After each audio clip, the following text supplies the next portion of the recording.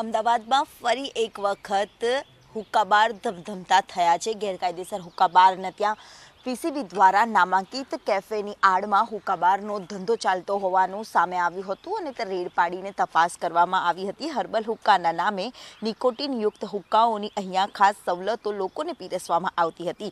પીસીબીની ટીમે મોડી રાત્રે આ કેફેમાં ત્રાટકી હતી અને તપાસ કરી હતી। જોકે પ્રાથમિક તબક્કે સંખ્યાબંધ ગ્રાહકો હુક્કા પીતા પણ નજરે પડ્યા હતા અને તમામ હુક્કાઓ અને ફ્લેવર પોલીસે જપ્ત કર્યા છે અને હુક્કાઓને એફએસએલમાં તપાસ અર્થે મોકલી દેવામાં આવ્યા છે। મહત્વનું છે કે અમદાવાદના સરખેજ વિસ્તારમાં આવેલા બ્રુ રોસ્ટા કેફેમાં ગેરકાયદેસર હુક્કાબાર ચાલતું હોવાની બાતમી મળી હતી અને રેડ દરમિયાન નિકોટિનયુક્ત હુક્કાબારોની ફ્લેવર મળી આવતા એફએસએલમાં મોકલવાની ફરજ પડી છે। મોટી સંખ્યામાં અહીંયા મોડી રાત સુધી આ કેફે ધમધમતા હોય છે અને ત્યાં ચા કોફીની સાથે સાથે હુક્કા પાર્ટી પણ કરવામાં આવતી હોય છે અને એ જ પ્રકારે નશાના રવાડે યુવાઓ ચડી રહ્યા છે તેનું બીજું એક ઉદાહરણ છે તે અહીંયા સામે આવી રહ્યું છે। મહત્વનું છે કે આ પ્રકારે અવાવરું જગ્યા ઉપર મોટા કેફે નામાંકિત બનાવવામાં આવે છે અને ત્યાં આ પ્રકારની હુક્કા પાર્ટી કરવામાં આવતી હોવાનું પણ સામે આવે છે। જો કે એફએસએલમાં રિપોર્ટ આવ્યા બાદ કેટલા પ્રમાણમાં હુક્કાનું પ્રમાણ હતું અને તે બાબતની લઈને ચોક્કસ